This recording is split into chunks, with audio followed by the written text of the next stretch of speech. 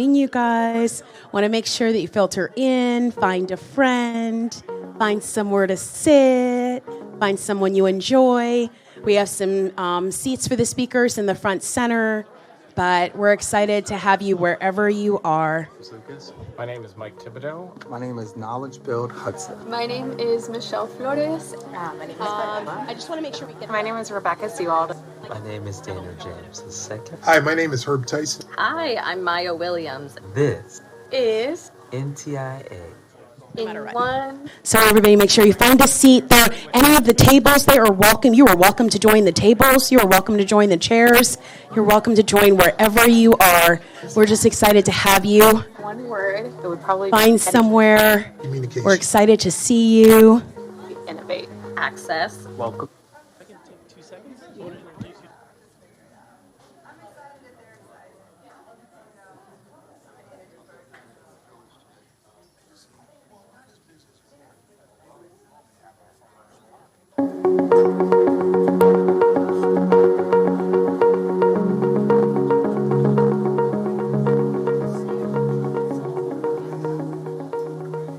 I'm Robert Williams. My name is Jaysha Ray. For those of you who are in the room, please feel free to fill in and use up the chairs. Knowledge Build Please feel Hudson. free. Don't feel like you have to sit in the back of the room. My name is Viola Nizigama. My name is Rebecca Sewald. My name is Daniel James II. Hi, my name is Herb Tyson. Hi, I'm Maya Williams. This Is NTIA in one word.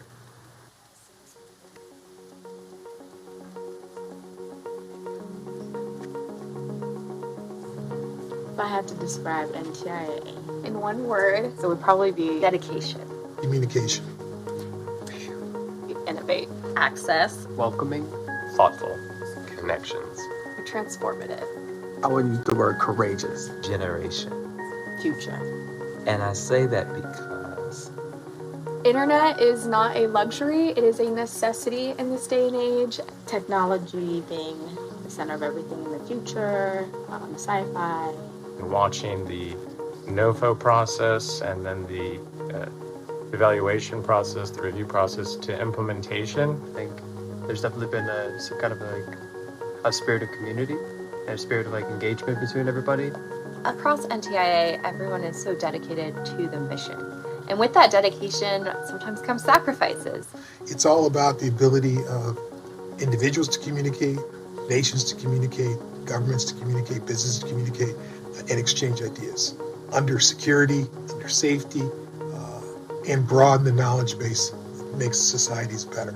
I work a lot with our Internet for All initiative, and a large part of that is, how do you connect people to the internet? Not only are we providing leaps and bounds of innovation through enabling access to the internet across the United States, people need digital highways to have access to jobs, healthcare.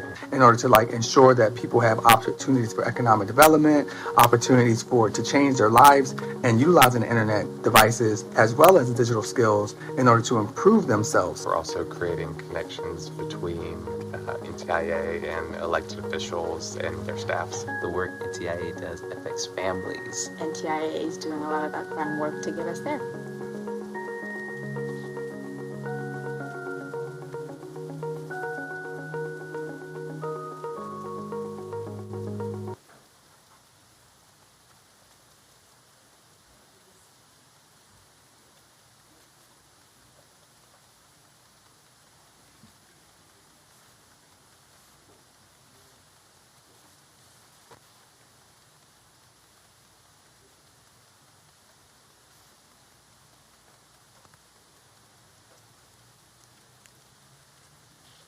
Hello. Hello, everyone. Welcome. My name is Rachel Nemirsky, and I am the Deputy Director of External Affairs at NTIA. As a Michigander, it is my distinct honor to open and welcome everyone to today's Digital Equity Celebration. Today, we gather to celebrate and recognize the incredible work you are doing in the greater Detroit area to close the digital divide. Before we kick off today, we acknowledge the indigenous peoples and nations, including the Anishinaabe nations of the Council of Three Fires, the Ojibwe, Ottawa, and Potawatomi, and the Wyandot tribe, who stewarded this land for generations in what is now the city of Detroit. We pay respect to these tribal nations and peoples, past, present, and future. I'm excited today to be in Detroit celebrating you. Your tireless work has not gone unnoticed. Your dedication and innovation are paving the way towards digital equity here in Detroit and across the region. Digital equity means ensuring that every person and community has the necessary resources to fully participate in society, democracy, and the economy. By providing access to affordable, reliable, high-speed internet service, appropriate devices, and digital literacy training, we open doors to new realms of educational and economic opportunity. Today's agenda is filled with inspiring speakers that will highlight the digital equity achievements and collaborative efforts in this region. I'm so proud to call Michigan my home, especially knowing the great strides being made here to close the digital divide in Detroit and across the state. Thank you all, and go blue. Next, go blue. Next, I will pass the mic to Detroit's Poet Laureate, Jessica Caremore. Jessica Caremore is an award-winning poet, recording artist, book publisher, activist, cultural arts curator, and filmmaker. She is executive producer and founder of Black Women Rock, Daughters of Betty, a 20-year-old rock and roll institution, concert, and empowerment weekend. And she is the founder of the literacy-driven 501c3, the Moore Art House. Her nonprofit organization in Detroit is dedicated to elevating literacy through the arts in neighborhoods and schools. Moore captivated a national television audience in the 90s when she won the legendary It's Showtime at the Apollo competition a record 5 times in a row. Moore's poetry and voice are prominently featured at the 4th floor of the Smithsonian's new National Museum of African American History and Culture. Woo! Jessica Moore.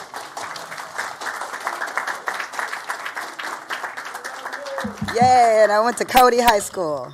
Oh my God, made it to the Smithsonian. Good afternoon, how are you? My friends who are in the Smithsonian, we all make jokes because we're like, we're not mummies and we're in a museum, it's great. So I don't have that much time, and I do want to read something for you all. And I am in the middle of producing Black Women Rock. It's my 20th anniversary. It's at the Fillmore on Saturday. And if you like rock and roll music, please come and celebrate with us and all these incredible women I'm flying in today. But I want to say, I said I went to Cody High School because the library on Joy Road literally became my sanctuary. And if not for the library up the street from the school, that was giving me some things I needed, but not everything. That poetry section in the library completely shaped who I am right now and enabled me to find my voice inside of other Black women writers that weren't inside the curriculum at my Detroit Public High School. Great English teachers, but that black box theater and my drama coach saved my life with theater. And I grew that way. And I mean, I went off to college and things, but I really always go back to Cody. So that's this digital divide we're talking about. It's really important because I have a 17-year-old son that's headed to Cal Arts on Monday. And my son, yeah, hey, shout out to that. It's hard to get in that school. Yeah, man. And he worked very hard. He's an amazing musician and a filmmaker, and he's going to be great. But he's had a very privileged existence having an artist mom who gets to travel all over the world. And he's been with me in that world, so he actually knows the world belongs to him too. But most of his friends, when the pandemic hit, had absolutely no way to access the arts. And so while I'm interested in the digital divide, the main thing, the only thing that matters to me truly is the arts and finding a way to connect digital with art. Because all kids, whether they want to be engineers or doctors or lawyers and the things you guys want them to be, except poets like me, they still need to write poetry, they still need to paint, they still need to dance. And all of the schools, besides Detroit School of the Arts, where thank goodness my son was at a Detroit public school that believes as art as center, he would have had no art classes. He would have no way to make films and still be an artist. It was just strictly during COVID, it was math, English, science. That's it. And I know my STEM people are excited about that, but I'm not, because that would have me, little girl Jessica, tuned out of school completely. And so it's a problem. And there's still a lot of people who don't have internet. We take it, I have internet everywhere. I'm online on Delta, like we're so spoiled and privileged. And I just, 3 weeks ago, I was in Nairobi, Kenya, where most of those kids don't even have libraries, and let alone access to the internet. And so this problem is not a local one, it is not a statewide one, it is absolutely a global problem. And I hope that we fix it. And I do work like, you know, it's not like sophisticated for me. The way you can help literacy and these digital divides is like with poetry, with teaching kids who can't write how to sound out haiku. I've used haiku inside jails, juvenile detention centers, inside schools where kids were struggling, dyslexic, spelling the, T-E-H, but they could count. They could count 5 syllables, 7 syllables, 5 syllables. And before I was done, they knew how to write a poem. You wrote one? Kindergarten, preschool. If you can count syllables, you can write poetry. And this seems like a small thing, but it's actually a very revolutionary tool. And so when we're thinking about the digital divide, I think that we should not think so heady about it. Like, go back to the simple thing, like the thing called a library, which they're in danger of being closed. I told myself when they talked about that Joy Road Library being closed down across the street from that McDonald's, I was like, I'm going to tie my body to the library. Don't you dare tear the library down on Joy Road. You know, we've lost everything else on the west side. And while we see development here in Detroit, I live in Boston Edison, a beautiful neighborhood. So downtown is my playground, I get it. But so far east and so far west, there's still so much that's needed. We all deserve, all those kids deserve to walk to a cool coffee house that has the internet. All of them do, you know, not just our kids in Birmingham and Bloomfield and my kid who has everything. It's real, and it's a problem. So I'm gonna read this. So I talked about my son, but I'm gonna ground us in my daddy. My daddy, who would be, if he was alive, would be 100 years old. It's his centennial year, and he knows nothing about the internet. We were 1 in 5 million.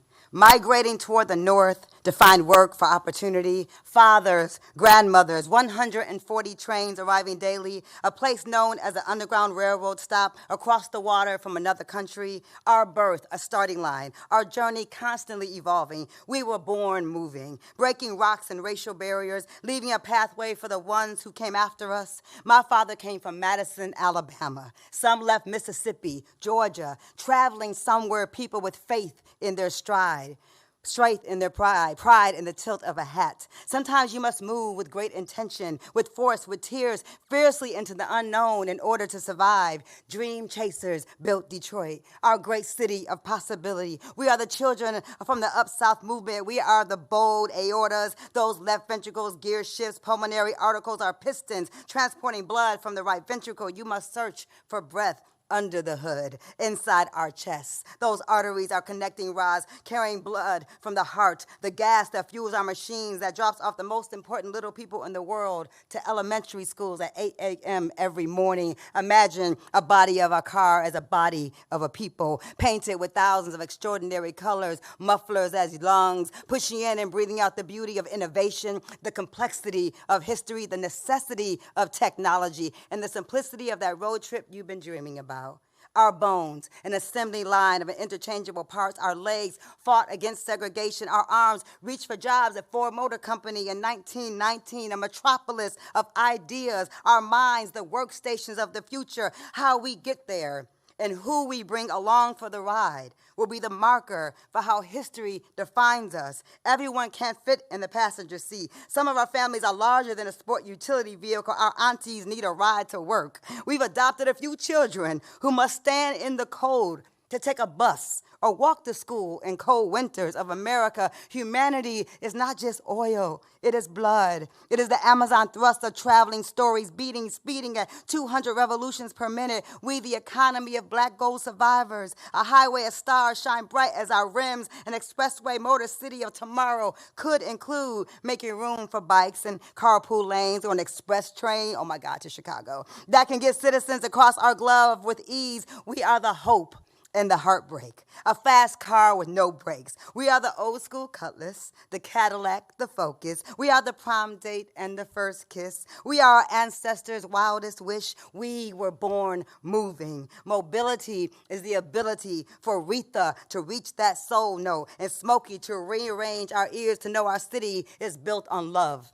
And Project Window Wondermen and Supreme Women, the Holy Ghost of Alice Coltrane's harp, the power of Marian Hayden flying down her bass. Follow that sound on your favorite satellite station. Move closer to what really matters to you. When you pull out the driveway in the morning, press down on the pedal, put the top down, expand your ideas across 7 Mile. Put the joy back in Joy Road. My Detroit block that included libraries and schools in walking distance. Our global city created the first highway. There's no reason we can't create a safer way for our families to travel on top of them. Who else to design the transportation and technology of our future than the most resilient workers on the planet? The rewiring of humanity needs humans. Requires delicate components that connect people with luxury and dreams, the way immigrants and migrations and sweat created our automobile empires.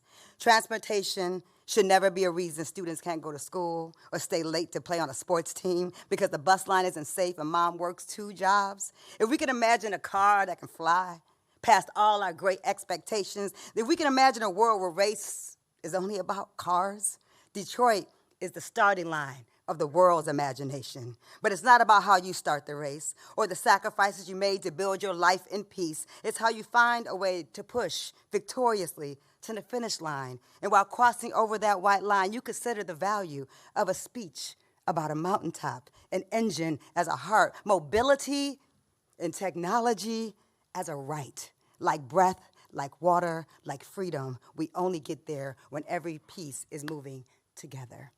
Thank you. Thank you. Thank you for having me. Have an amazing day. Change the world. Thank you.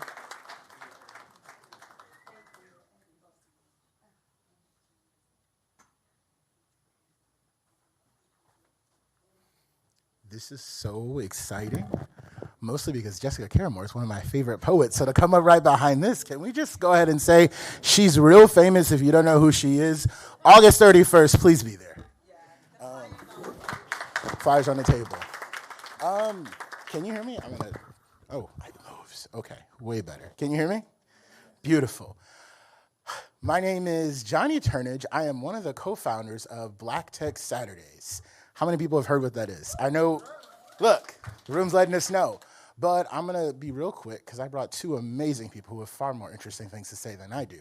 We started a little over a year ago, almost a year and a half at this point, as 5 tech founders in a conference room coming together because we understand how important it is to push ourselves forward. And what happened next exploded into a national movement where most Saturdays we have 500 to 600 people coming down to Michigan Central, tech founders, tech-enabled entrepreneurs, tech talent, and tech-curious people trying to figure out what this technology is. And the thing about that makes me so excited for why I'm here today is bridging the digital divide is how we open doors for all of us to pull ourselves up to the next thing. Because we know the future looks like what we create. And what we're creating out of here in Detroit is a full-blown tech renaissance, tech revolution, where we are creating the future with solutions to problems that mean the most to our communities. I'm a big believer of where I go, we all go, and so I'm so excited because I brought 2 entrepreneurs that I am completely enthralled with to talk about the businesses they're building. The importance of this conference, the importance of this conversation is as we bridge the digital divide, we get to allow people to create the futures that look like them, that are for them. And so I want to actually turn it over to Ashley Williams and Brittany McGee to tell you about their companies, to really talk about this tech renaissance that's happening. There are a bunch of amazing things going on in Detroit, but can we please welcome Ashley Williams to talk about her company and what's going on? And Brittany, I'm going to turn my time over to them.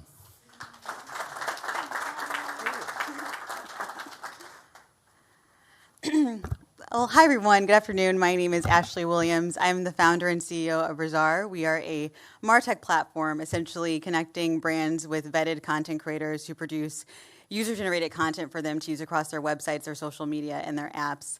And part of our basis with the company is AI technology that can analyze the content for certain criteria so that we can help as well with the content strategy for brands and helping them to continuously see an ROI in the content that they're getting. My background is I actually was a broadcast journalist for a number of years. I grew up in Southfield. My high school actually had a television station, so I can really attest to education being such a part of my focus and my catalyst for my company, actually. And from having that experience in high school and going into journalism eventually in my career at NBC News, for example, and USA Today, I really wanted to help more young people to have opportunities to get their foot in the door into journalism and marketing. And basically, from all of my experiences of trying to do that and then finally doing that, I wanted to really be a catalyst for other young people. But along my journey in being an entrepreneur, I've also found that, not only just seeing what I saw when I was at USA Today and reading the paper and seeing the different experiences that minorities experience in their pursuits of starting a company, I've also experienced that firsthand. And so much so that last year when Johnny and I were talking in Alexa about just what was happening in the ecosystem, and yes, there's been such a great renaissance of what is going on, just this continuous need and urgency of the community coming together to really spearhead opportunities for more young people to take hold of their future and to be the catalyst that they want to see and to create companies that can really provide so much phenomenal change that we know is needed in Detroit and throughout Michigan. And so I really applaud Johnny and Alexa not only for having this conversation today and really taking the foothold in that, but also really driving that further and helping other people like myself to really awaken to the opportunity at hand to continue moving forward, driving change, and to help young people continue to do that. So much so that last year we received an investment from Comcast NBC, and also are continuously working with different divisions of them like Comcast Business, which I want to give a shout out to, and NBC Sports, but that has also really helped us with continuously moving forward in my company. So I really want to applaud you all for having this event today. I feel like this is such a needed conversation because the thing is, young people are the future, as we know, and in order to help them to get to where they want to be, we need to be right there by them every step of the way and getting them the resources that they need to create the future that they see in their imagination. So thank you so much.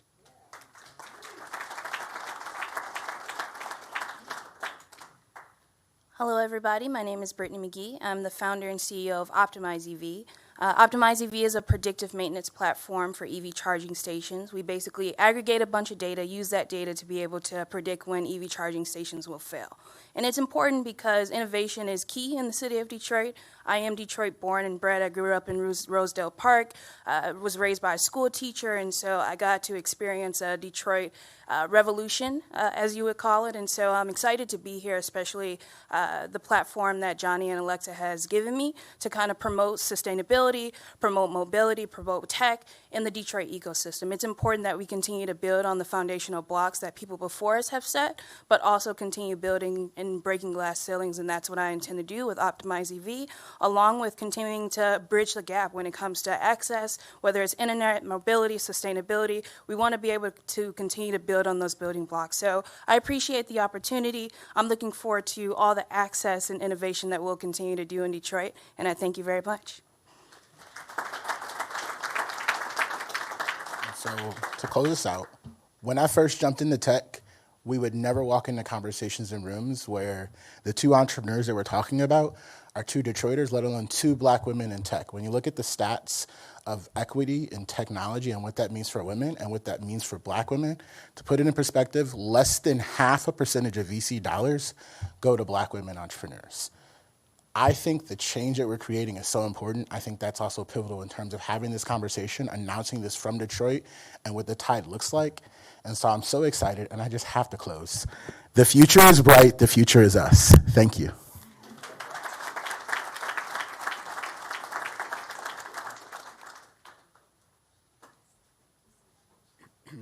All right, good afternoon, everybody. Good afternoon to everybody on the live stream. My name is Will Arbuckle. I'm Senior Policy Advisor at the Department of Commerce. I am thrilled to be introducing our next speaker. Seated to my left here, one of America's great public servants, Mayor Stephen Benjamin. Now, if you don't know, his Wikipedia page says he was born in New York City, but once you start hearing from him, you will realize that he's a South Carolina man through and through.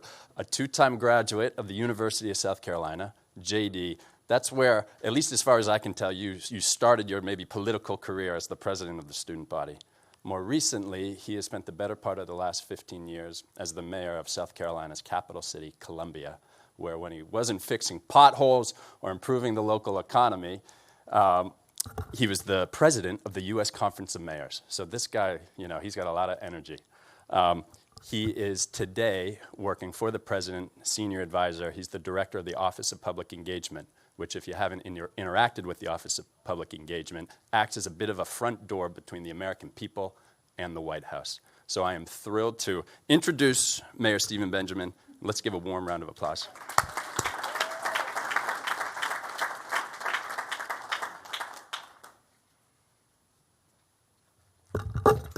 Thank you, Will, for that kind introduction. Thank you for reading that just like I wrote it. I appreciate it. We got to do something about that chubby picture that was about 15 pounds ago, so I'm going to help you guys with a new picture of me I took the other day. It's really an honor to be here today on behalf of President Biden and Vice President Harris. I do know a few of you, maybe that may not be used to seeing with glasses. I don't need them, but I can't see without them, so I'm gonna put them on. I do want to thank the great city of Detroit. Thank my friend Mayor Duggan in his absence. So wonderful to have Deputy Mayor Davidson here hosting us as well. As Will mentioned, I am a former president of the U.S. Conference of Mayors and the African American Mayors Association, but I'm the forever president of the Mayors Mutual Admiration Society. I believe in the mayors and I believe in public servants, and we have so many in this room. And I thank you so much for giving of your time, your talent, and your treasures to serving the people of Detroit and by extension the people of this great country. I want to thank my friend Alan Davidson from NTIA and his entire team for putting together this fantastic event, and really thank everyone online for joining us as well. As a former mayor, events like these are really the reason why we do what we do in public service. Different parts of the community coming together in thoughtful, intergovernmental, intersectoral, public-private, philanthropic partnerships that help fundamentally change people's lives. That's why we're all here. Trying to find practical solutions that help achieve a goal. A huge believer as a president is that activism without action is just a conversation. We got to get things done. And that's what we're talking about here today. So it's inspiring to see each and every one of you playing the roles that we play. I'm going to start very briefly with the big picture. President Biden and Vice President Harris believe that when we invest in ourselves and in each other, that nothing is beyond our grasp. We can indeed do anything. Since day one of the administration, the president and vice president vowed to grow the economy from the middle out and the bottom up, not the top down. And core to that strategy is the president and vice president's commitment to investing in people and in places that have been historically overlooked, alongside the critical industries and infrastructure needed to fuel long-term sustainable growth. For far too long, a lack of investment has left way too much talent on the sidelines, too much productivity on the sidelines in rural communities, urban communities, and even in communities of color. We're working together to change that. Now we know that in order to succeed in the modern economy, you must have internet access and you need to know how to use it. It's simple as that. If we learn nothing else from the greatest pandemic in 100 years, we know that internet access, affordable access, is indeed 21st century infrastructure, sacrosanct to opportunity and possibilities in this world. You also need the internet to learn new skills, access government services, connect virtually with the people you love or benefit from telemedicine as well. The internet is integral to every single facet of our lives. But the reality is still that so many Americans are on the wrong side of the digital divide, and those disparities fall along familiar lines: income, race, age. As part of the president and vice president's Investing in America agenda, they made a commitment that everyone in America should have access to affordable, reliable, high-speed internet, no matter where they live or how much they earn. And as a result, we're investing $90 billion to achieve that goal. You can applaud on that one, absolutely. And I'm taking you everywhere I go, okay? All right? You're going to lead the applause line everywhere we go, okay? From now on. That $90 billion includes $2.75 billion for 3 digital equity programs. I know that Alan knows we're going to talk a little bit about it as well, which is key to this work. Consider this. How much is a connection worth if you don't have a laptop or a tablet to get online? Or if you don't have the digital literacy skills to navigate telehealth portals or avoid online scams that target my mother and father on a regular basis? What if a family's experiencing housing instability? How can they use home internet? These scenarios and so much more are what we can work to address through the nearly $1 billion digital equity program that's currently open and accepting applications. That funding is designed to ensure that everyone in America has the tools and skills to make full, meaningful use of their internet connection. Organizations all over the country, everyone within the sound of our voice can apply, and we hope that includes so many organizations right here in this great American city of Detroit. This funding opportunity builds on the immense progress the administration has made on high-speed internet access over the last 3 years. Every single state and territory now have digital equity plans. And NTIA is hard at work at finalizing plans for the final $42.5 billion broadband equity access and deployment program, the BEAD program. The administration has distributed nearly 30,000 connected devices to students and communities, including about 3,600 through the Tribal Broadband Connectivity Program, to ensure that tribal communities have the tools and resources they need to get online. And over half the state's construction is underway on networks funded by this administration that will connect so many communities for the very first time. My family is originally, yes, I was born and raised in Queens, New York, always representing the South Side. But my family's from rural South Carolina. And my parents, Reverend Jackson told me years ago, I told him my parents were migrants from the South. And he said, no, he said, your parents were refugees. He said they had to leave home in order to search opportunity. Our president and vice president are building in America where people don't have to leave the places they love. They don't have to leave the people they love in order to seek opportunity in their own American dream.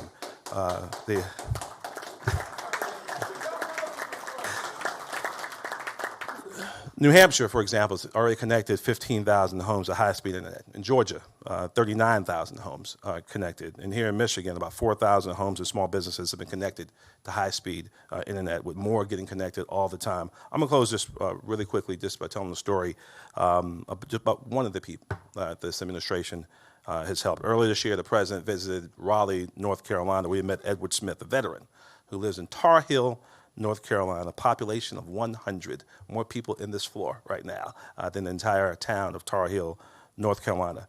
Mr. Smith was connected by a project funded by the American Rescue Plan. Now, instead of driving all the way into town to visit a library, he can do his VA paperwork at home. His grandkids can come over and do their schoolwork. His neighbors can't make it to Sunday service, maybe in person, so they can go and attend services online. They can stream it by streaming it at home every week.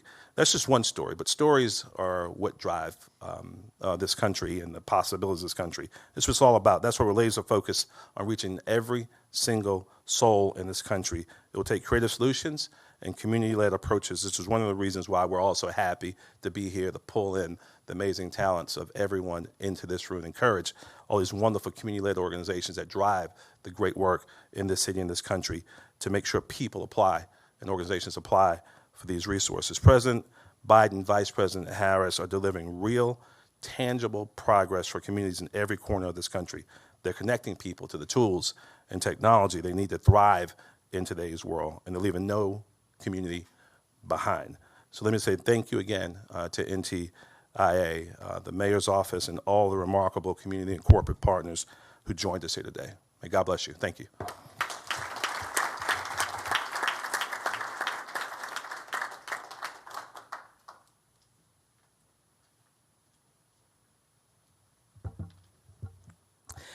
Good evening, good afternoon, everyone. Thank you for those powerful remarks from a fellow South Carolinian, Mayor Benjamin. For the past 3 months, it has been an honor to serve as Special Assistant for Public Engagement at NTIA, sharing the good news of continual efforts to bridge the digital divide across the country. And today, it is my pleasure to introduce our administrator, Mr. Alan Davidson. Alan has spent the last 25 years of his career as an expert on all things internet, tackling privacy issues, leading public policy teams, and ensuring a healthy web for all users. As an advocate for broadband access and adoption, Alan has been a leading voice for human rights online. He previously served in the Obama-Biden administration as the first director of digital economy at Commerce and returned in 2022 to lead NTIA. Without further ado, let's receive the Assistant Secretary of Commerce for Communications and Information and NTIA's Administrator, Mr. Alan Davidson.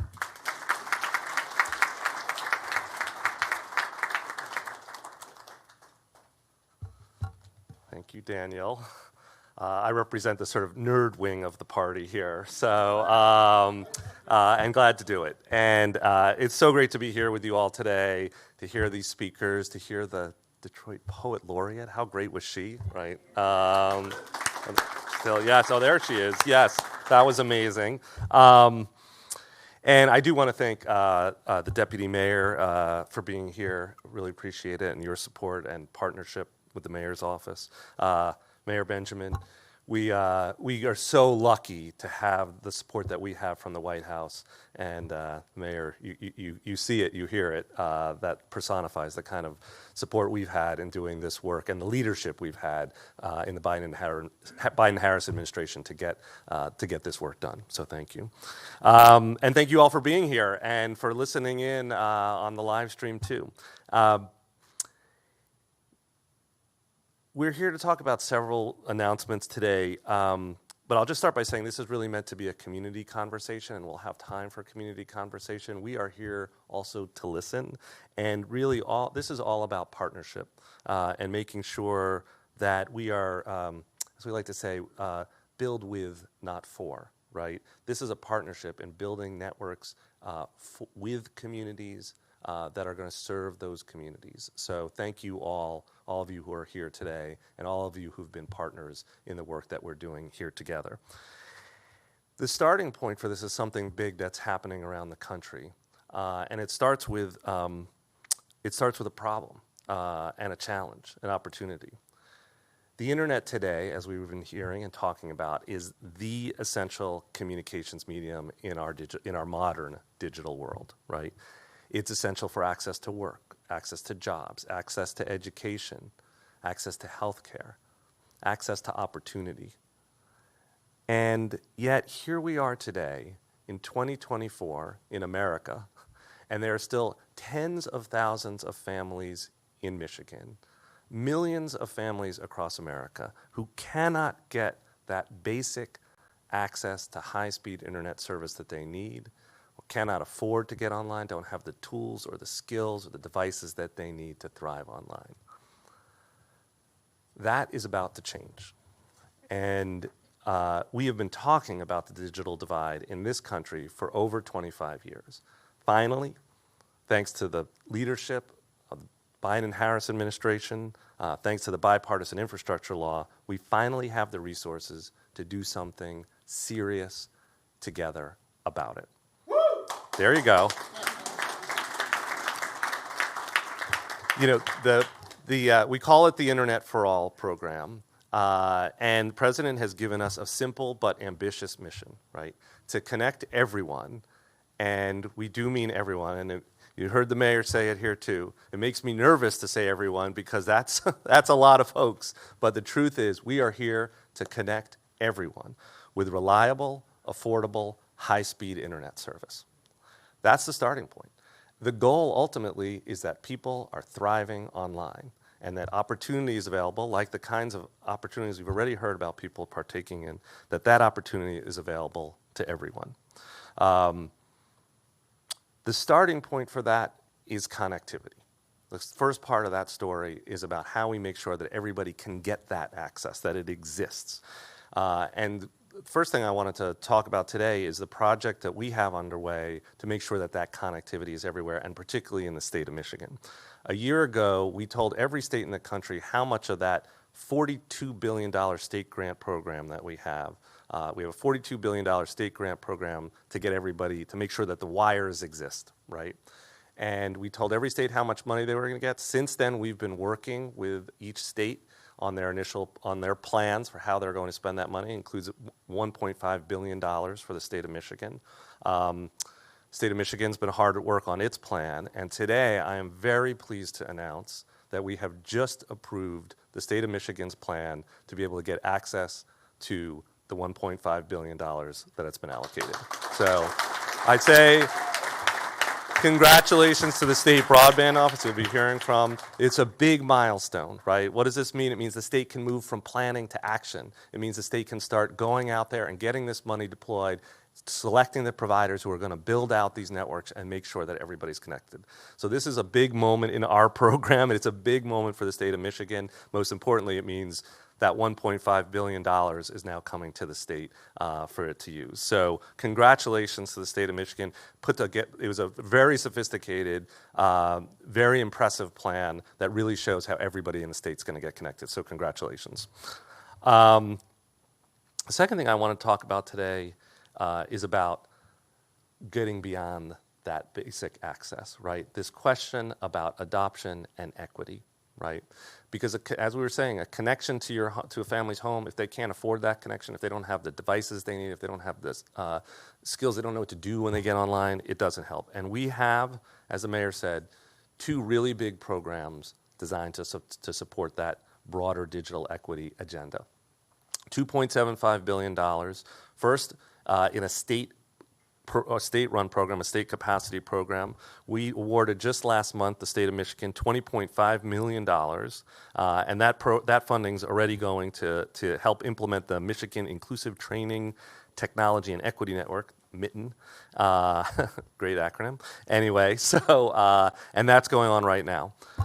But the other thing, and this is really for the activists and organizers in the room, I really want to highlight our digital equity competitive grant program, which has just opened up. We are accepting applications now. It's a $910 million fund.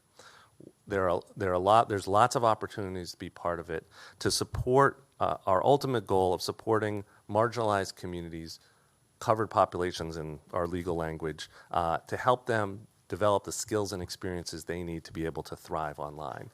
Operators are standing by. You can visit our website to get more details about how to apply, but it's really important that we get great people taking advantage of this opportunity for funding from the federal government. The last thing I'll just say is, I mentioned at the beginning, this is a part of a bigger story, right, about how do we make sure we're connecting everybody, and how do we make sure we're taking advantage of this historic funding. Because I will just tell you, we do not get tens of billions of dollars to connect everybody very often from Congress. It will not happen again in the near term. So we really need to take advantage of this moment. And I will just say, I travel across the country. There is a movement, I think, a movement building to make sure that everybody can thrive online. And I see it's happening on the sides of highways where people are laying fiber and conduit, happening on the sides of roads where they're stringing up cables to connect everyone. You see it on factory floors. I was just up in Holly, Michigan, where they're manufacturing here in America, here in Michigan, the equipment to be able to build those networks. And it's happening in community centers and senior centers with church groups and veterans groups, where we're bringing our communities together and helping people understand how to thrive online, giving them the skills and the tools they need, and ultimately creating the kinds of opportunities that we've already heard about today. I'll just say, we are all part of that movement together. You are all part of that movement. And we need to take advantage of this moment in time so that we look back 10 years from now, 20 years from now. I am firmly convinced we will look back and say, this was the moment we stepped up and closed that digital divide. So thank you for being part of it. I am thrilled to be part of it with you all. Thank you for your partnership and your leadership. And I know we can close that digital divide together.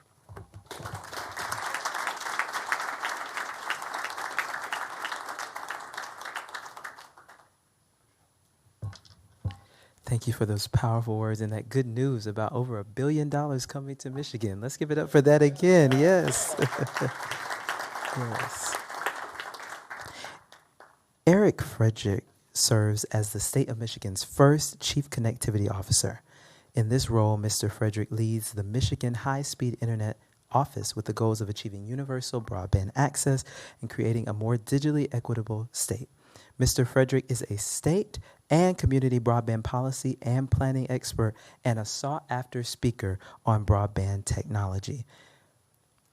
Mr. Frederick's long-term and comprehensive approach to technology-related community development provides wide-ranging insights, education, and solutions to create digitally inclusive and equitable communities. Without further ado, let's welcome Mr. Eric Frederick. All right.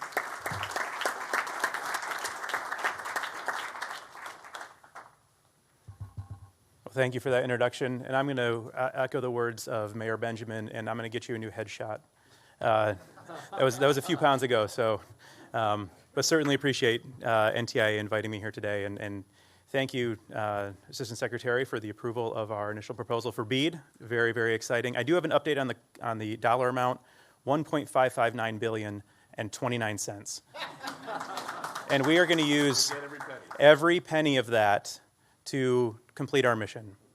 When I joined the Michigan High-Speed Internet office 2 years ago, feels like a decade, I wanted to make sure we were mission-focused, that we had a singular mission that we could turn to whenever things got rough. We knew we were implementing once-in-a-generation programs that have never been seen before and that we will never see again in at least my lifetime, and we want to make sure that we're getting it right and keeping that mission in focus. And our mission at the MyHigh office is to create a more digitally equitable state where everyone can leverage technology to improve their quality of life, period. Everyone. That word everyone is incredibly important. I know we've heard it a lot today. Internet for all, everyone needs to be online, everyone needs to get connected, and that is one of those phrases that we absolutely mean at the MyHigh office.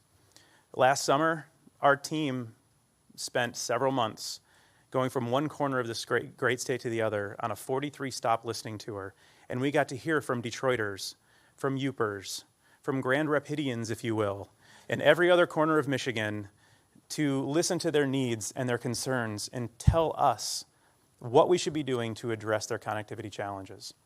And we take that to heart. The plan that Assistant Secretary Davidson described earlier is built on that feedback. We wanted to make sure that we were listening first and planning second, and now is our time to implement. So today is a really great celebration of not only the announcement of our BEAD initial proposal and our office is taking a breath and getting ready to move forward with implementation, but it's a great launch of the partnerships and collaborations that I see represented in all of the faces here. And that's really the important part. We can't do this alone. It takes communities just like this in every corner of our state to make sure that we can truly achieve that mission of digital equity. Equity is the goal. And we want to make sure that those connections are there and those tools are there, those resources are there to allow any one of our residents, our citizens, our businesses, our institutions to, again, leverage technology to improve their quality of life. These challenges that we have in the state of Michigan are not unique to the state. They might be unique to individual communities. They might be unique to geographies when we're talking about building infrastructure. But a lot of the issues that we're working to address are deeper, systemic barriers to the digital divide. I'm going to say this, and it might make internet service providers angry, but infrastructure is the easy part of this, right? It's either you have it or you don't. The problem is the issues that come later. In order to make sure that everyone can get online, that connection has to be affordable. You have to have a device to connect to it. You have to have the tech support to support that device when something inevitably goes wrong. And you have to have the skills to be able to use it to, again, improve your quality of life with that technology. We need to address all of those changes systematically in a long-term fashion, and that's what we want to do here in Michigan, to make sure that we aren't supporting everyone for today and tomorrow, but for 30 years from now down the road. We are investing with the BEAD program in infrastructure that's going to allow us to do that, to have that infrastructure that, again, not only meets our needs today and tomorrow, but 30 years from now. And we want to make sure that we're addressing all of those other issues of the digital divide in a long-term fashion as well. You know, when we, in a government office or a program, it seems a little faceless sometimes, and it's really easy to start talking about bits and bytes and fiber and wireless and gadgets and apps and all of those other fun things that come along, the technical aspects of what we're doing. But at the end of the day, our work is not about the technology. It's about the people. In my office, we have a running list that my staff contributes to that talks about the people that we do our work for. And at the very top of that list, the thing that started off was it's about the student who doesn't have to sit outside of a fast food restaurant to finish their homework to connect to their Wi-Fi anymore. It's about the community expanding engagement with the public online and digitally, or a small business that wants to discover new customers. That's who we do our work for at the MyHigh office. It's about the job seeker who can do a video interview because maybe they don't have a car to get to a physical interview, but they can do it online and they can get that job and work from where they are because they're enabled by the internet. Or the veteran who wants to stay connected with their fellow service members simply for conversation. Whatever the reason is that you have to connect to the internet, we want to help enable and make that happen. We don't want to tell you how to use it. We're not going to force you to use it. We want to enable you to improve your quality of life by having those connections there. And so today is a great celebration of all of these different programs and announcements really coming together, and they all are interwoven and work together really, really well. All of the faces in here, I want to encourage you to look at the Digital Equity Competitive Grant Program. Talk to us about the Mitten program that we've just implemented here in the state of Michigan. Talk to us about BEAD. We want to be that catalyst and that enabler and that facilitator for all of this great work to come. We can help do that. And these programs provided by the Biden-Harris administration and the NTIA are a great way for Michigan to take full advantage of this moment we have now and roll up our sleeves and get that work done. So thank you.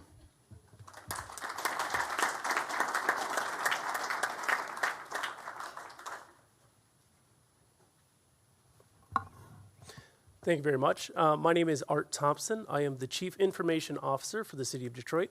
I have the honor and privilege of having digital equity and inclusion roll up through me, which is really unique, I think, because as a technologist, we're so much in the background doing things that we always don't get to interact and really give back and be a part of the public. So it's a great thing and a great honor to have NTIA, our partners here, and just really, really want to say this is very humbling and exciting for us. But with that said, I have the honor and privilege of introducing our next speaker, somebody who has spent over 27 years in public service, somebody who has really not only worked in giving back to the community, working in law enforcement, but actually, many may not know this, but actually ran technology for a while for the police department. So it's great because I have someone who gets it. You know, I have somebody who knows the importance of technology, somebody who has been there in the tough times and tried to provide support and make sure people understand and get it. And so it's my honor and privilege to have our Deputy Mayor, Mr. Todd Davidson.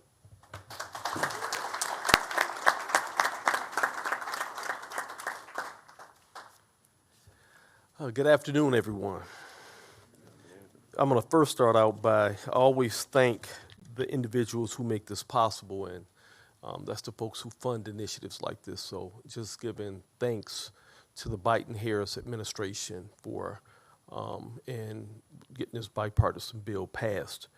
Because when you think about digital equity and inclusion, you know, it's really a matter of life and death. It's really it's a basic need. It's really a human right. And so with Internet for All, thank God we're going to really address that. Mayor Benjamin, when you were speaking, you know, I loved what you said. And, you know, with me being a deputy mayor and a public servant, I get it. And when I spoke to President Biden as well, he said, hey, I speak to mayors across the country. You guys are out there on the front lines, and you're very accessible to your communities. Last week, I had the opportunity, and I was out there amongst the people on our Department of Transportation buses. And if anybody knows Detroiters, when they find out, I was out there with our transit activist groups, and they let everybody know that the deputy mayor is on the bus. So if there's any concerns or issues, here he is, whatever it is. And so I got an earful. But what made me the most proud and proud of our team and letting us know that we're doing it right when it comes to digital access and inclusion is the fact that they said, you know what's working good? And I'm like, okay, you just beat me up about a lot of stuff. I'm listening. They said the Wi-Fi connection that you all have put on the buses. And I said, really? You know, after about 20 minutes in, and they said that that's really working well. And so with American Rescue Plan Act dollars and with this team and Art Thompson, we have, how many buses, Art? We have 35 buses where you can access the internet. And so, and it's working. So let's,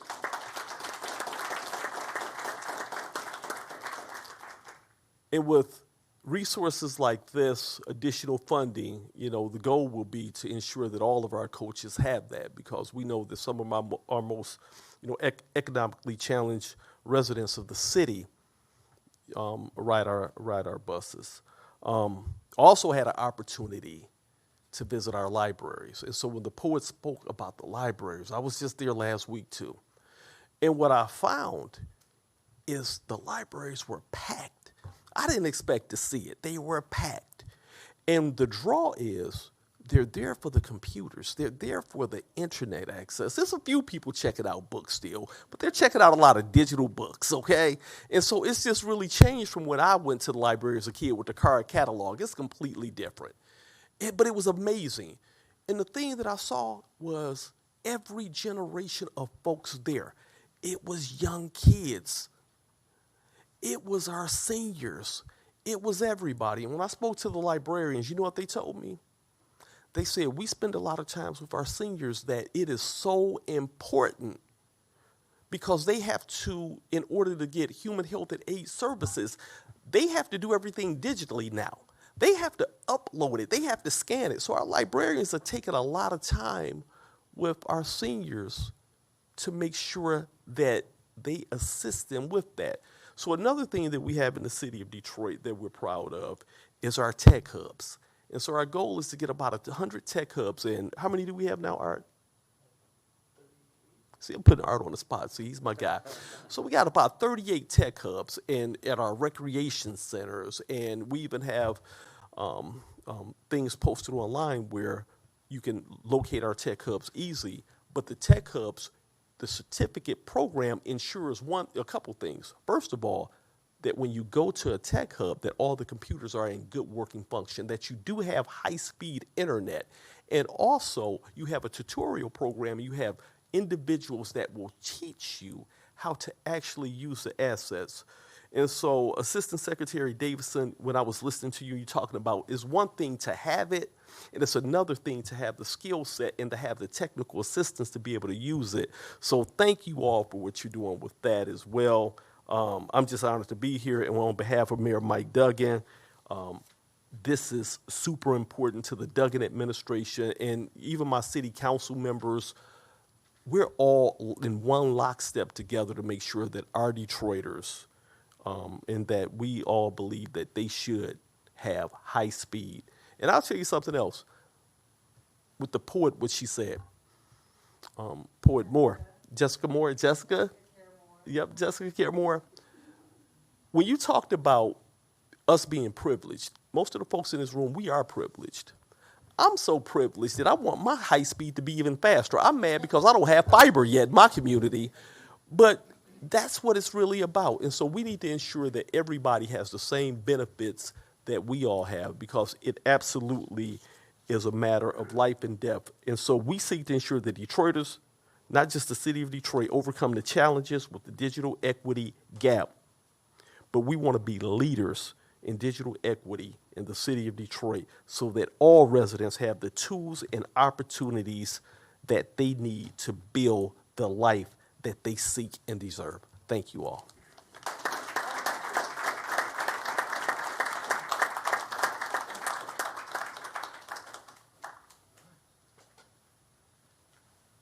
Well, good afternoon. Well, my name is Jeff Jones. I'm the Executive Director of Hope Village Revitalization. I'm a lifelong Detroiter, graduate of Cass Tech High School. If you were to cut me right now, I'd bleed little old English D's. I love Detroit. I love my community, and I love the people of Detroit. And I'm here today to share a story about Hope Village and what we had to endure through an internet outage. We talk about equity and the digital divide, but when you're on the corner of Linwood and Davidson, a neighborhood like other neighborhoods in Detroit that have seen its share of challenges. We saw a riot in '67.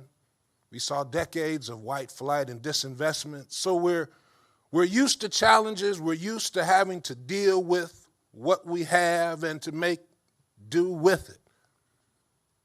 Then we had a pandemic. Our students were home from school and having to do school remotely. I have a job. I have a few dollars, so I was able to use my hotspot on my phone, and my daughter could access school. But Mr. Frederick, like you were saying, many of my neighbors didn't have that privilege. They would have to make that trek to the McDonald's on the corner of Davidson and Linwood and sit outside with their kids so their kids could check in and be counted as attended in class.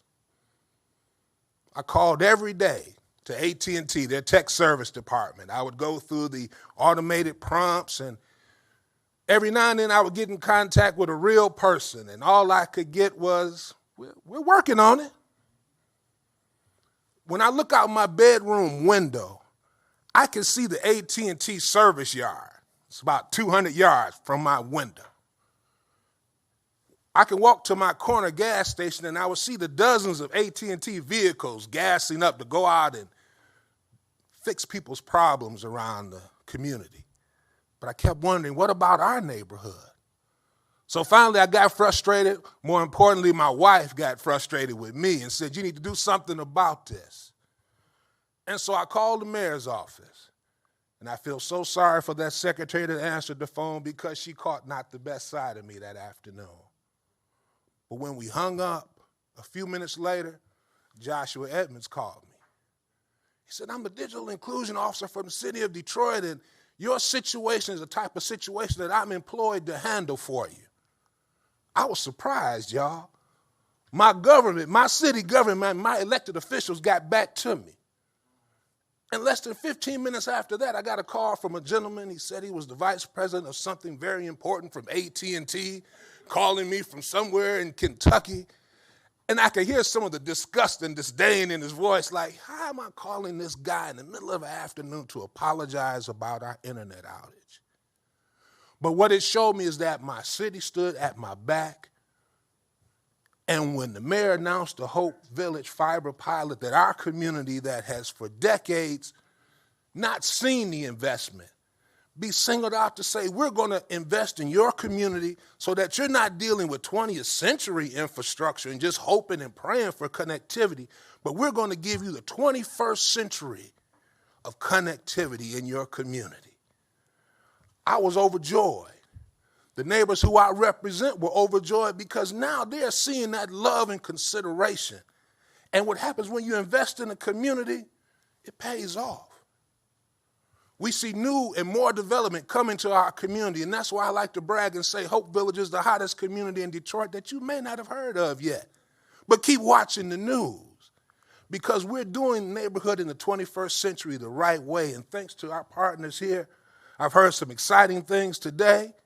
And for my neighbors and for the folks who are online, let's get in this work. Let's get together and do it because our grandchildren, our great-grandchildren are depending upon us to get this future right. So I want to thank you all for this opportunity and this day. Let's get busy, y'all. What up, dude?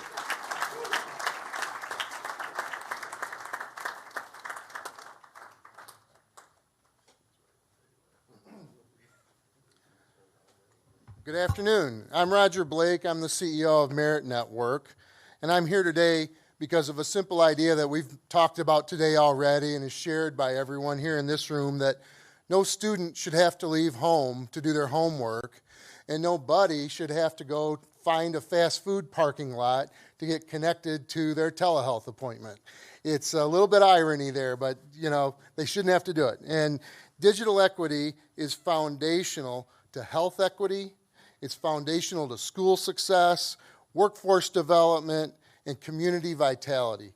And even though Merit has been around since 1966, you're not alone if you aren't familiar with Merit Network. We're a nonprofit service provider that focuses on meeting the unique needs of the research community, and we operate a state-of-the-art fiber network that serves Michigan's universities, community colleges, K-12s, libraries, and other entities that work for the public good.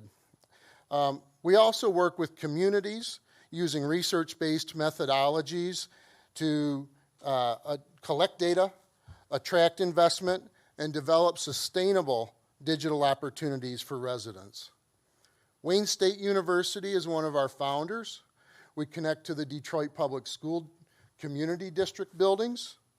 And given the spotlight on Hope Village, I should also mention that while there's more work to do for the residents in the village, Merit delivers internet access to all of the Detroit Public Library branches, and we're proud to serve the patrons of the Parkman Library on Oakman Boulevard with a 10 gig connection.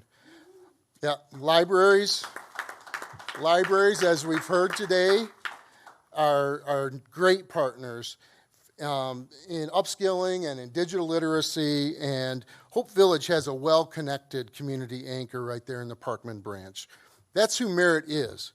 I'm here to share an update on Merit's recent efforts helping underserved communities in Michigan create digital opportunity that enriches people's lives, helps people gain job skills, and fosters stronger social connections and civic engagement.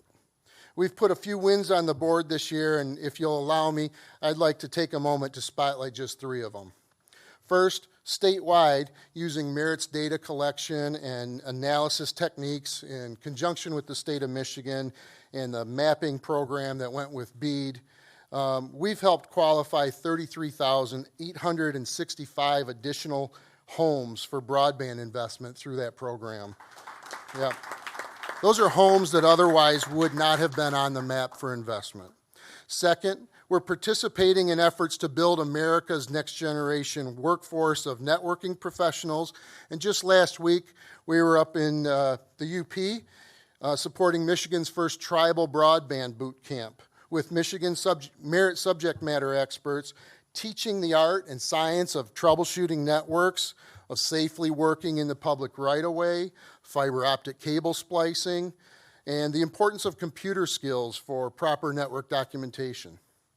Last but not least, through a federal grant this year, we're working with 8 communities around the state delivering broadband technical assistance and building digital equity communities of practice where community leaders themselves convene and adopt research-backed strategies to sustainably reach underserved people and get them ready to thrive in today's online society. There's more I could share and a lot more work ahead for us. These are just 3 examples of digital equity in motion at Merit, and we've got a whole lot more ideas. But for now, I'd like to turn it over to the Federal Program Officer, Ben Feynman, for the next section of our agenda today. Ben?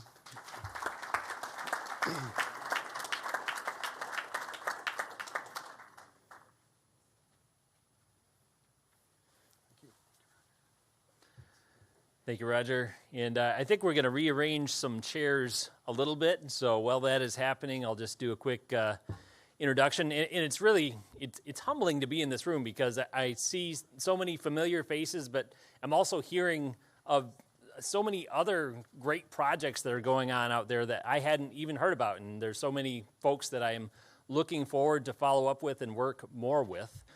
My name is Ben Feynman. I am a federal program officer with Assistant Secretary Davidson's Nerd Squad, and happy to be one. I am a lifelong Michigander, so pleased to be the program officer assigned to Michigan for our Internet for All programs.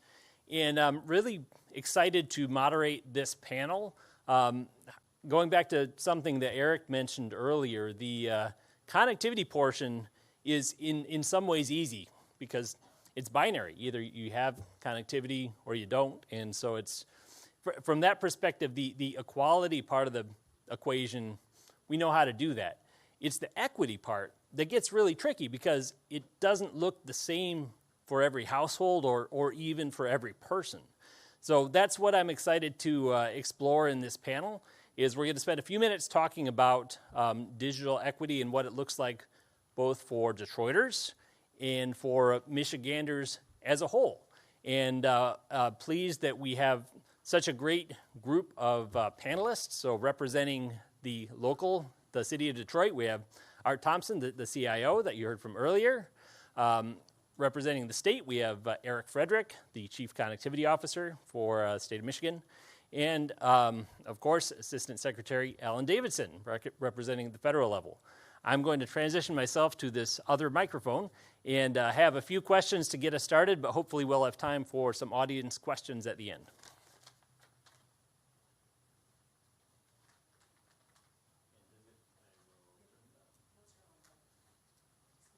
Check, good.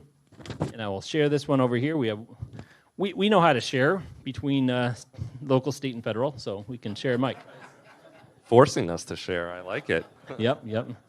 So to kick things off just for the whole panel, what are the primary digital inclusion challenges that you see facing Detroiters as well as Michiganders as a whole in other urban and rural communities? And how do you hope programs like the Digital Equity Competitive Grant Program can help to address them?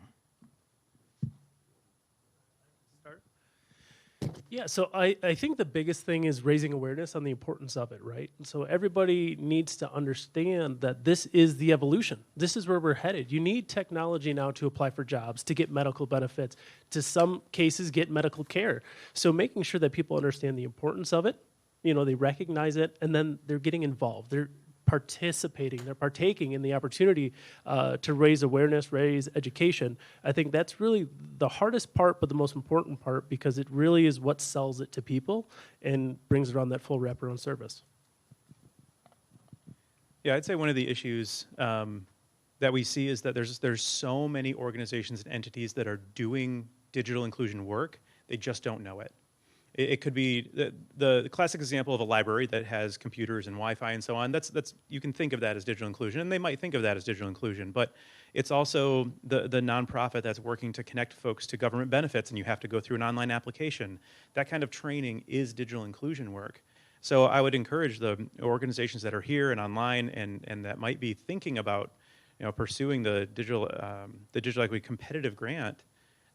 Look at what you're doing. Is it contributing to the use of broadband, the use of the internet, the use of devices? Is it providing technical support and assistance and improving digital skills? If you can answer yes to any one of those questions, you're doing digital inclusion work. You just might not know it by that name. So I think that's one of the biggest barriers is trying to get over that language, a little bit jargony about what digital inclusion really is, and making sure folks recognize that you're doing this in your communities now. And so when we start to recognize that and search around for partners and collaborators, look to yourselves too and recognize that that's what you're doing. Every community is different and has different needs. I think the challenges that we're seeing and we're hearing about in Detroit and in Michigan are in many ways similar to themes that we're hearing across the country with communities, themes like the need for affordability, the need for devices, the need for skills, and this broader recognition of the importance of this ability to thrive online. And it goes beyond just even, we don't want just people to be able to survive online. We want them to thrive online. I love the fact that we started hearing from some entrepreneurs from the community, because that's our goal here, right? Is that people are using the tools to make their lives better in a lot of different ways. And I say every community is different, but there is a growing community of practice around the country, and we learn from every community too, and that's partly why it's great to be able to be here today and to hear about the ways that Detroit in particular is tackling. And I've got some stories to take away from earlier today, too, to tell some other folks around the country. So thank you. Great. Thank you to all three of you for those. We talked a little bit about partnerships, so I'll go to this question. What role can communities and community anchor institutions play in the success of programs like the Digital Equity Competitive Grant Program? And how can different sectors work together to maximize the program's impact? Since I've got the mic, maybe I'll just start by saying quickly, so this Digital Equity Competitive Program, this is this $910 million program. We just announced it last month, and we're open for business right now. Applications, they're due September 23rd. It's time to be engaged if you're interested in being part of it. But I would really encourage, one of the things we're encouraging folks to do is think about partnerships, think about coalitions in applying for these funds.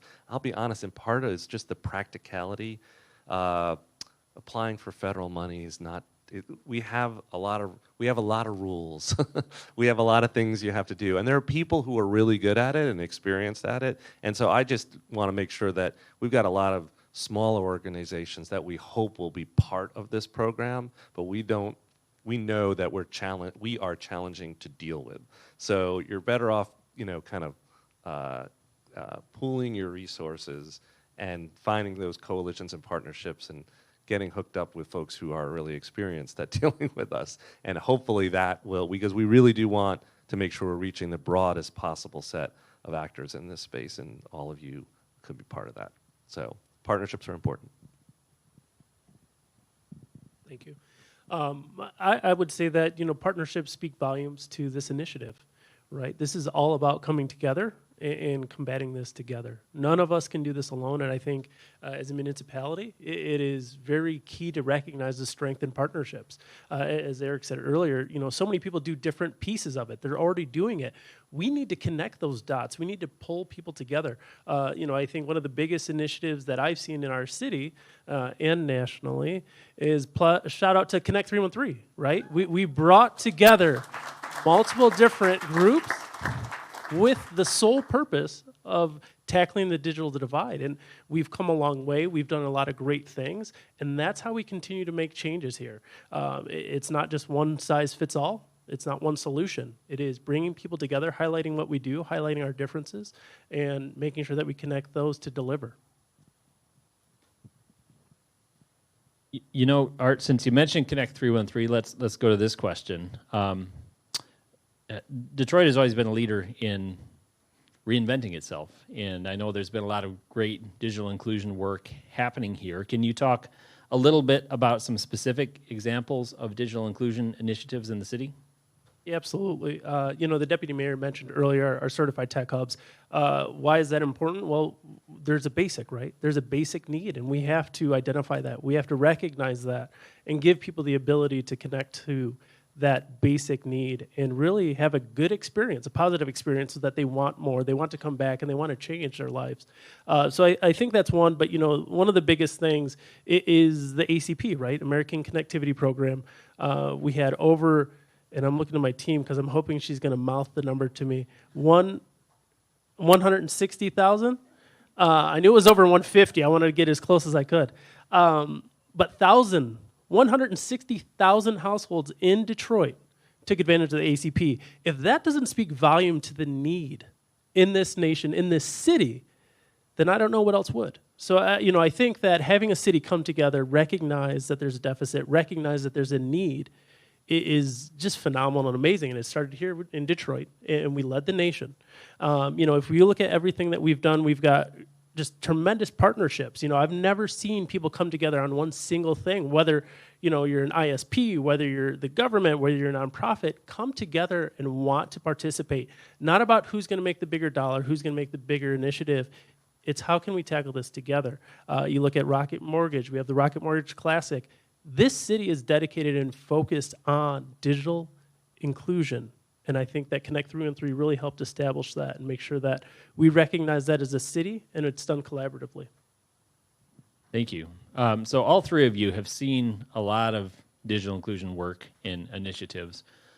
What innovative approaches have you seen that might be applied in Detroit or in Michigan as a whole that could help us address these challenges?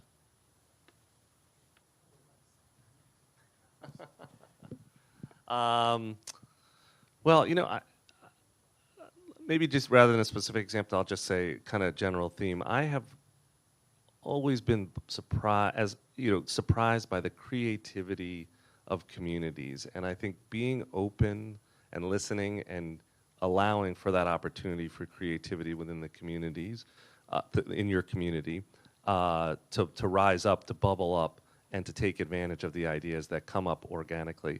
I was really, one of the first events that I ever did in this job was I got a chance to go, a Hispanic Economic Opportunity event that I did with the First Lady, Dr. Jill Biden, out in the Denver area. And as a part of that, we did a little workshop about digital inclusion. And there were about 15 or 20 different groups that were part of this round table.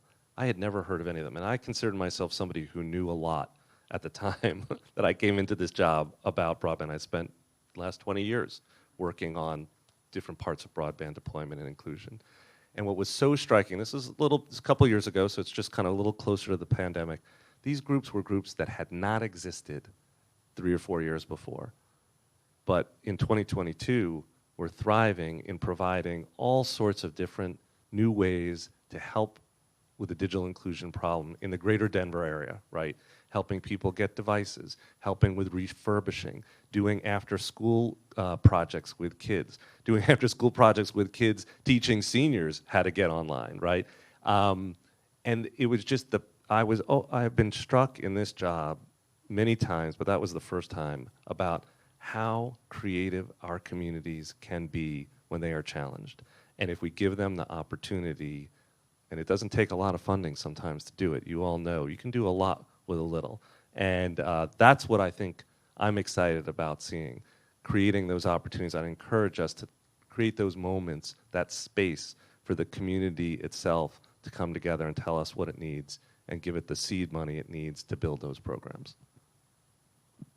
Yeah, and I'm going to go back to the word partnership. So I think it's creativity plus that partnership. And going back to what Art was saying about, not fighting over who gets the bigger piece of the pie in that partnership or who's going to be doing what. It's, rising above those silos and finding the place of commonality in that mission or in that goal.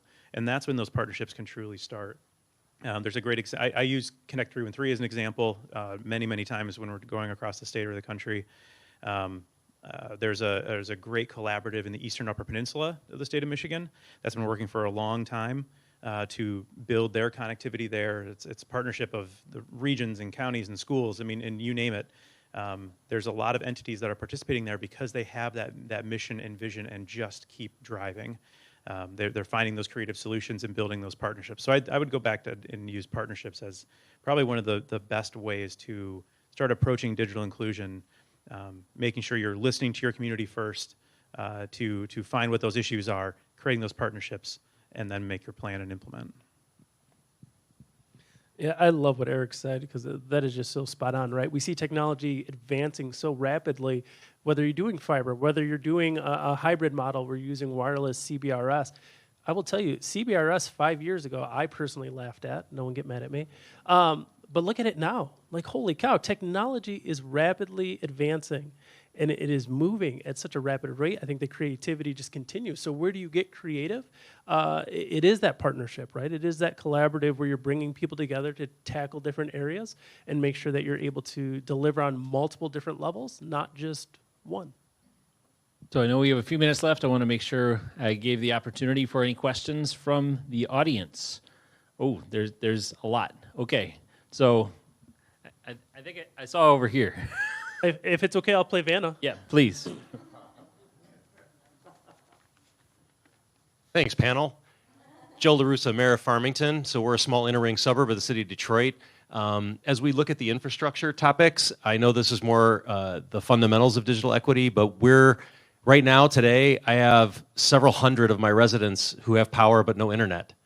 So I'm very curious to hear about components that could be added to the infrastructure implementation, whether it's in terms of regulatory reform and letting the municipalities help ourselves to pass ordinances to require undergrounding, or at least when the infrastructure reaches the end of its useful life, we at least have a conversation in that direction. Because I would say right now, it's very difficult to get the attention of any state-regulated monopoly or a limited competition market where the utility basically owns their own infrastructure and does what they want on a pole. So I'd be curious to hear if there's any component to this strategy in that direction, or if there's best practices from Detroit we can steal. I'll turn it over to the state in 1 second, but I'll just say, first of all, if there's a part of your community that's not served, we've got to solve that with the BEAD program at the very least. State's committed to connecting everyone. So the unserved and the underserved need to be connected, and I think we've got a line of sight to how to do that. But you touch on something really important, which is there are some great best practices out there, and particularly, I think there is an intuition, hey, if we can connect somebody with power, we know we ought to be able to connect them with the internet. And if we're going to dig once, we should only have to dig once, right? And I do think that is a best practice that we're seeing out there with a lot of infrastructure funding, and other states are working on this approach. Federal government's trying to work on making sure that when we do connect a place, we only have to do it whether it's for power or when we're building a road, when we're dealing with a right-of-way, that we're making sure we've got the opportunity to use that in the future so we don't have to dig again to connect with fiber. Yeah, I think those are all excellent points. And when we were designing the BEAD program, we want to make sure that if the power goes out, internet may be down for a little while, but we want those networks that we're going to be investing in to be resilient and sustainable. And so we have actually built in scoring incentives to the BEAD program specifically for undergrounding and resiliency and sustainability, so that we're not spending money again to rebuild these networks when a limb falls on them or a tornado comes through, or what have you. So we've definitely thought about that in the BEAD program to make sure that we are encouraging resiliency and scalability, sustainability, and undergrounding of that infrastructure wherever we possibly can. We have $1.559 billion to get this job done. And again, we want to make sure that that investment is going to networks and infrastructure that's going to last for quite a long time. And we only have time for one more question. So if I could, I'm going to go to this gentleman right here.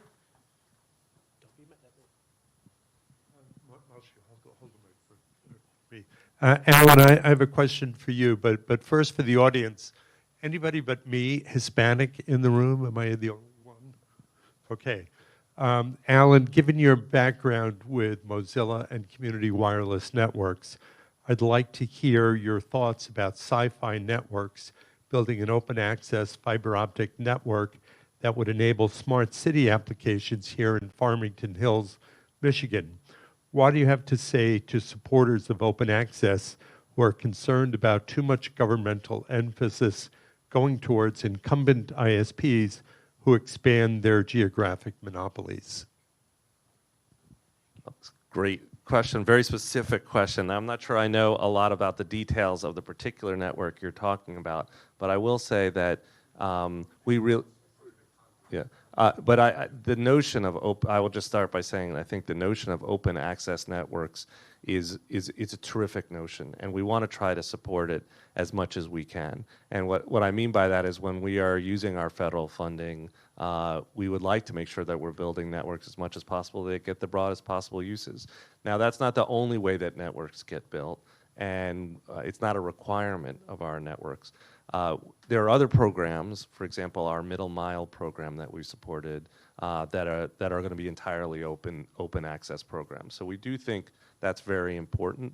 But we know, and different states have chosen to do this in different ways, that the practicalities of it are that there are a lot of networks that are going to be built that need to be built by providers who are not going to only do open access networks. So we've left room in our programs for both.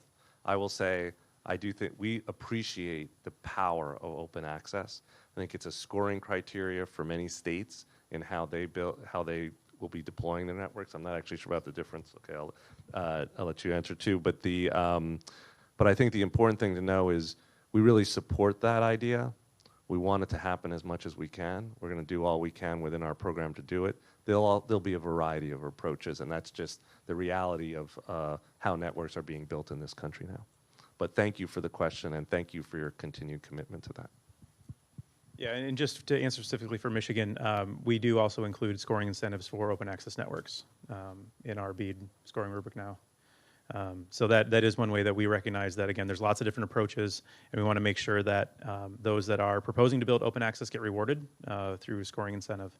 So it is part of our BEAD program. Okay, so I was worried that I was getting the hook, but not quite. Although we don't have time for any more questions. The only thing I want to say about that, I'm really excited by the number of hands I saw come up in the room. For those of you on the web stream, there's a lot of excitement in the conversation.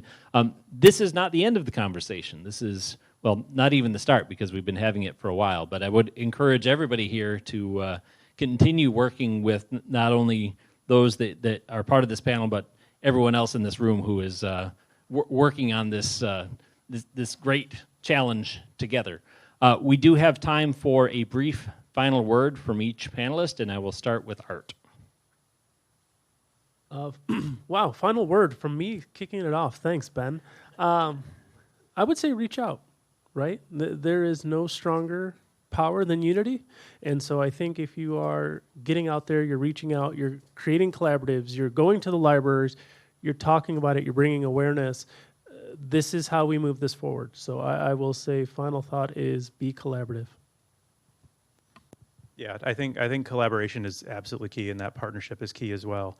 If you didn't know, the Michigan High-Speed Internet Office has an entire team dedicated to digital equity. So my digital equity staff, please raise your hand because they're here today. Talk to them, reach out. This office didn't exist 2 years ago, and we've been moving very, very quickly to make sure that we're taking advantage of this once-in-a-generation opportunity. So yes, please reach out, ask how we can help you. That's what we're here to do as we go about implementing all of these amazing programs. I guess my final thought is please, thank you for being here, and thank you for leaning into this moment. We've all of us said there's a once-in-a-generation quality to this opportunity, partly because, I'll just be honest, the federal government doesn't spend this kind of money on this kind of infrastructure very often, and it definitely doesn't spend this kind of money supporting things like digital equity very often. This is the most money that we will spend as a federal government on digital equity in the history of digital equity, right? So we need to take advantage of this. It's really worthy of your attention. We want to make sure we all do this right. It only happens well in partnership, right? We don't have all the answers in the federal space, state and local either. We all need to be working together with you all in the community. So thank you for your attention to this. Thank you for being part of this moment and bringing your best ideas to the table. We think it's worth it. This is really a moment worthy of your attention because the money is real, and we want to use it well, and we want you to be part of it. So thanks. Thank you. And let's give a hand for our panelists.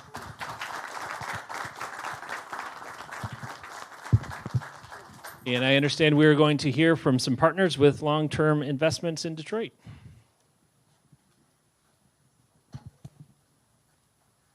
Good afternoon, everyone. This is truly an amazing conversation, and I'm so glad to be a part of it. My name is Tanya Adair, and I am the Chief Development, Diversity, and Engagement Officer for United Way for Southeastern Michigan, and I will absolutely echo some of the other comments. If I need to get you another headshot, although it's still the same pounds, I don't like the angle. So we'll talk about that later. So I'm really excited to be a part of this conversation. I'm excited about the work that has happened over the last 4 years. United Way started in 2020 with a conversation that happened with a young man named Joshua Edmonds that called, actually, on a Teams call along with Laura Granneman from Rocket Community Fund. This conversation started about the needs of the city of Detroit. United Way had already started efforts in providing devices to charter schools in Detroit and other work that was happening. But we knew it was mission critical for this to happen, and we knew that this was a part of our mission because of the ALICE report that we live by. We look at the ALICE report, ALICE standing for Asset Limited, Income Constrained, and Employed. And it's really a modernized way of looking at poverty across our nation. And with that, we knew that 44% of our households were struggling to meet basic needs. And a part of those basic needs was simple technology. And so with that, we understand that technology is no longer a luxury. It's no longer something that I admired my cousin who went away to college and got a job and came back with this big body cell phone and everybody thought she was privileged. So that's no longer a privilege. It is definitely a basic need that everyone across the city of Detroit and across our nation needs in order to thrive. And so with that, technology overall, we came together to form Connect 313 and brought in later Human IT and other partners to really make a difference for the city of Detroit. Our goal was to close the digital divide for the city of Detroit by 2024. And guess what? We did amazing work. We talked about the over 160 members of the community households that have been connected through the Affordable Connectivity Plan. We lifted up over 10,000 devices that were placed in the hands of community members. So much work has happened, but it's not enough. We partnered with the community, over 10,000 community members on a call on a monthly basis to talk about ideas, to talk about some of the things that we knew needed to happen, and that's what has resulted in internet in the parks. It has resulted in some of the other programs that have started as a result of this. The foundation has been laid, but it's not enough. This conversation today is super exciting because we know that more resources are needed in order for every American, every Detroiter to truly thrive in this economy, In order for that to happen, it takes partnership. We were on a call, still weekly calls, for the last 4 years. Initially, it was like herding cats. But we've come together and we've made some amazing things happen for the city of Detroit. And we're even starting to scale that work in some of our other cities, surrounding cities, through United Way. We've brought over 17 CIOs from major corporations together that are looking at and making a difference in the lives of students in our schools across the region. We're providing devices for them. One-to-one student to device ratio has happened. We've done some amazing work in providing internet services for some of those families that were in need. We've done a lot more work in STEM, but for the purpose of this conversation, just thinking about all of the work that it has been done, it's great, but it's not enough. And it takes continued partnerships, it takes people continuing to come together, and it takes resources like those announced today for us to continue to make this work happen, to truly not only bridge a digital divide, but create a highway, a throughway to make sure every Detroiter has what they need to thrive in this community. So with that, thank you so much for inviting me to this call, and I'm excited about this conversation and what's ahead.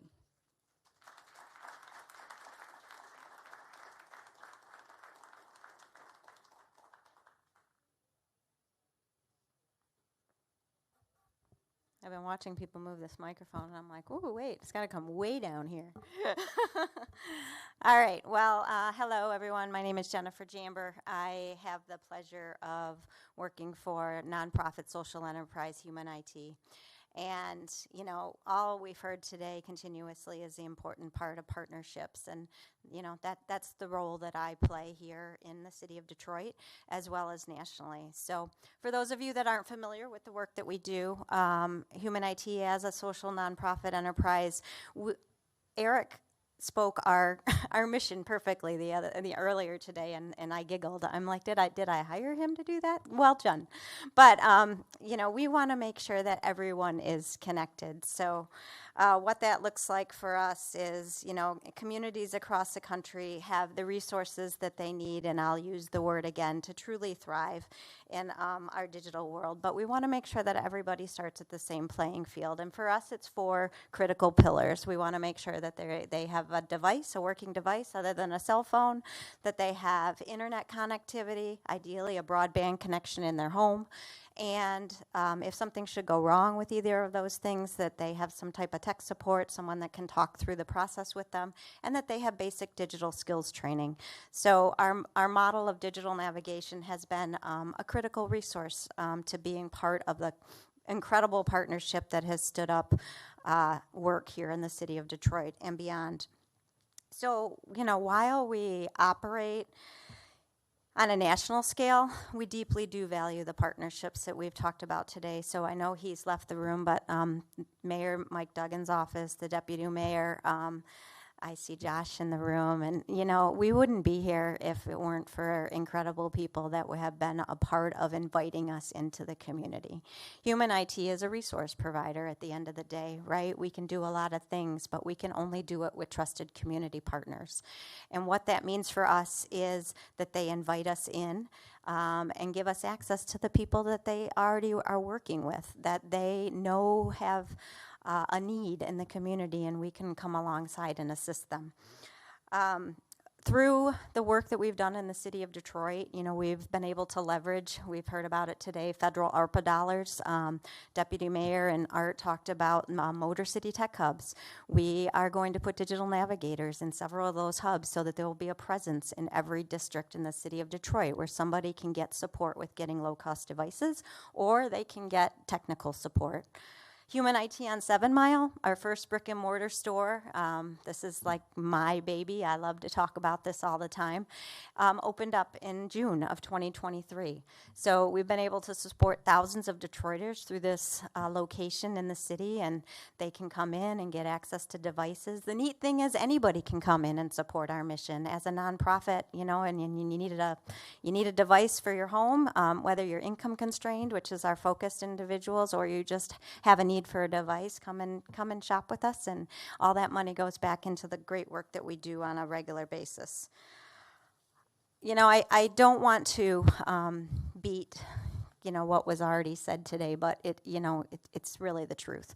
This work only gets done, and it's only successful with public and private partnerships.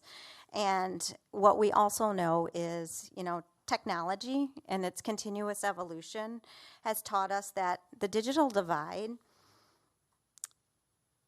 it simply deepens because of what has happened, you know, within the growth of technology, right? So a lot of times you'll hear people say, we're going to solve the digital divide. Well, the digital divide is just going to continue to grow. And I think that's something that we all need to accept and understand.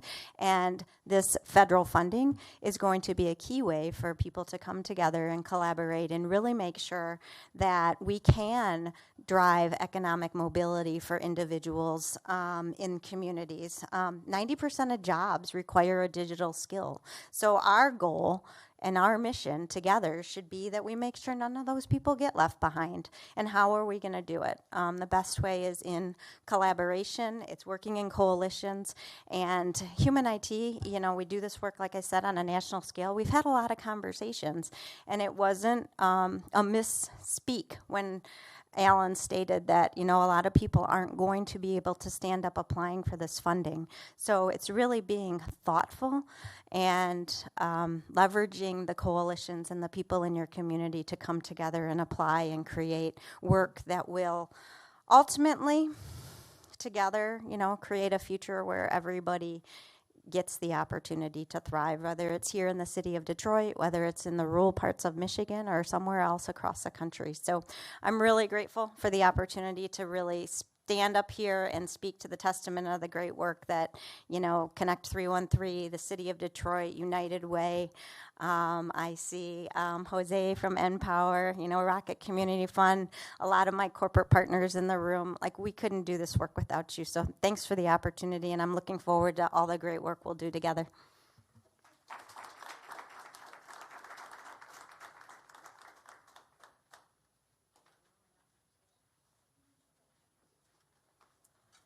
Well, good afternoon, everyone. My name is Autumn Evans. I am the Senior Program Manager of Digital Equity.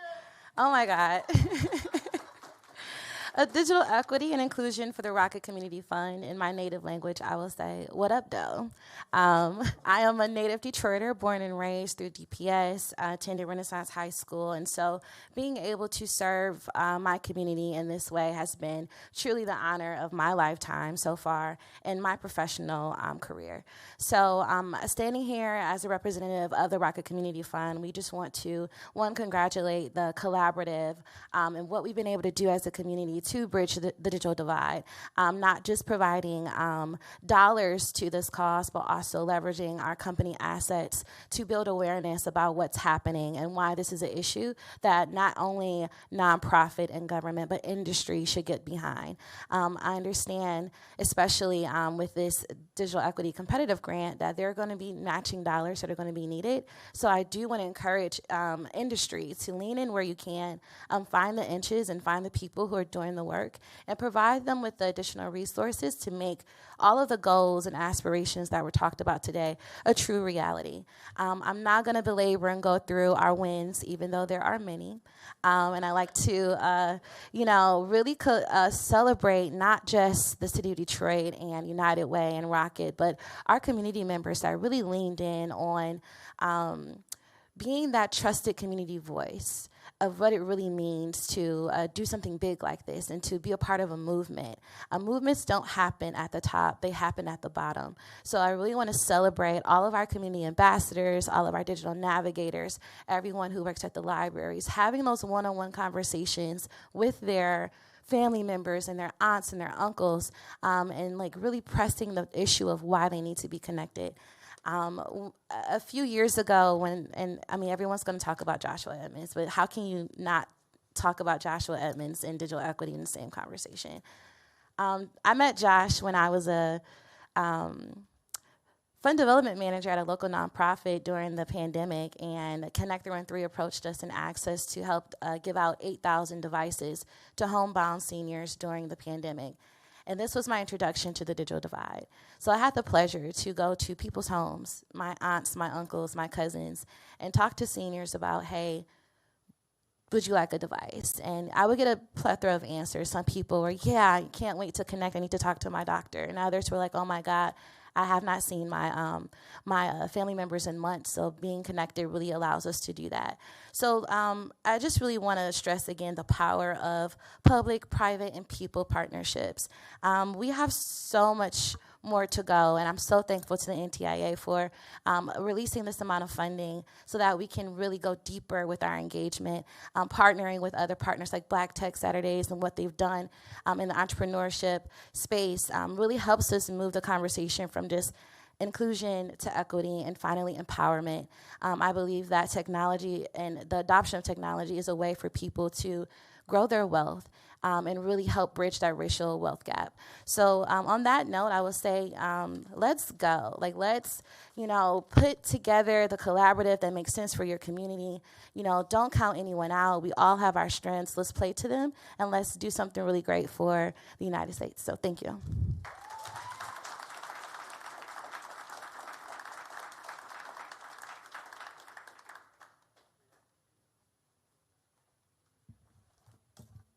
All right, hello. I want to take this moment to thank everyone for joining us here today, both in person and via our live stream online, to have this community conversation on digital equity, on job creation, and entrepreneurship here in Detroit, Michigan. Thank you to our speakers for sharing a little bit about the work that you are doing, and to everyone in the audience, thank you for being interested in such an important cause. I am personally honored to work at NTIA and to be able to help support such incredible work that not only impacts communities such as the one that we heard from here today, but truly across the entire United States. Access to the internet and the ability to use the internet meaningfully is something that impacts all of us. So again, thank you for being here, and I encourage you all to continue pursuing the spirit of collaboration. Now, here's a video from Black Tech Saturdays showing one of the many ways that you can get involved in the digital empowerment movement here in Detroit.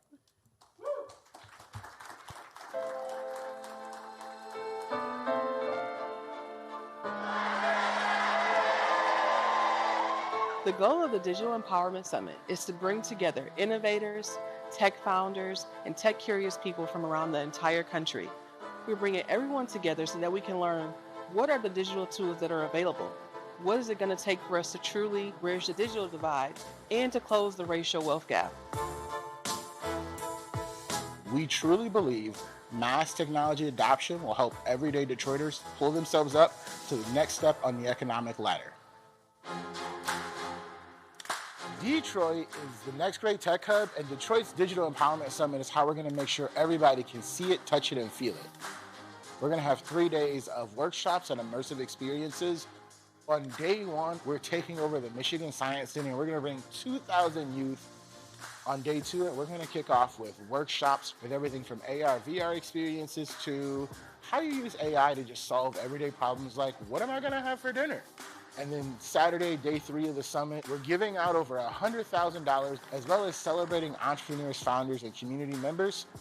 The Black tech ecosystem is here in Detroit. We are building and we are growing every day. We're realizing what's possible because we're coming together. The Detroit Digital Empowerment Summit is an event like nothing else. We want to make sure every Detroiter feels empowered to use technology and tech tools with confidence and pride. Bridging the digital divide and providing opportunities to tap into the digital world really can create economic growth for all types of people. It's all about how communities can innovate and create and also reimagine themselves, utilizing technology to do that. Johnny and I want to see our communities thrive. We want to see our founders, the people who come to Black Tech Saturdays. We want to see them grow like we have been. What I love about Black Tech Saturdays is community. They let us know where we can find funding. They show us different accelerators, workshops, and also the mentorship is next level. Detroit is a great place for tech because we have grit. We think differently about solutions. We're leaning in, we're working together, and we are truly innovating from the ground up. This is your invitation. Join us at the Detroit Digital Empowerment Summit. We can't wait to see you.